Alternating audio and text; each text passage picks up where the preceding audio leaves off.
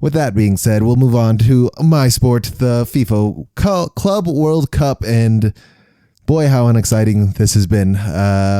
We are moving into our last two rounds. We did have our final two play. Your team Chelsea did end up beating the Brazilian team and are moving on into the final. Called it. Yep, and I really shouldn't pick any teams. I feel bad. My bad. Man United, my bad. Real Madrid, because Real Madrid also got knocked out by PSG, who will be heading into the finals against Chelsea in this very riveting soccer event that we've had here in the States. Well, you are not allowed to give that finger of death to my Chelsea Blues, so... I've tried so many different times, they will not die. Exactly.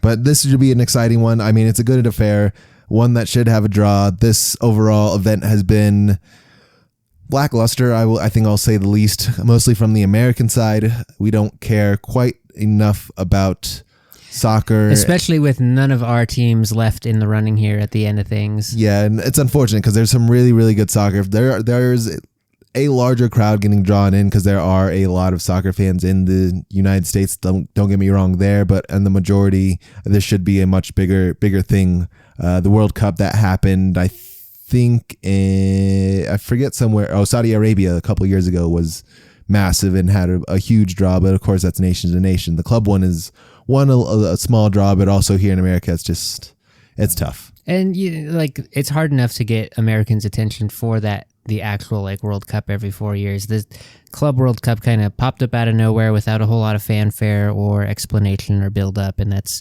not how you gain Americans' attention. You gotta make it a bit of a thing. Yeah, could have been better. I think it was a learning experience for all. Like I said, this is the first time they've reformatted it this year, so it's the first brand new version of this event that we are seeing this year. So some notes to take from it, and hopefully the next time they go around, hopefully it's somewhere with a better attendance and draw. I saw the envisioning that we want to grow this thing because the only market they are really missing, and unfortunately it's a huge market money-wise and everything else from a viewership and a profit, is here in America, especially for FIFA. Yeah, and good luck with that because I don't know... you can bring the top talent over and that will pull a little bit of your hardcore soccer fans, but it's hard to move the needle with soccer in America unless it's here are your American heroes, here's who you're supposed to cheer for, and yes, they are in the games that matter at the very end. And yeah, I don't know, it's tough. Anything less than that, and it's no one's going to tune in, even against no other programming. I don't know how you get the American attention from something that's not an American sport.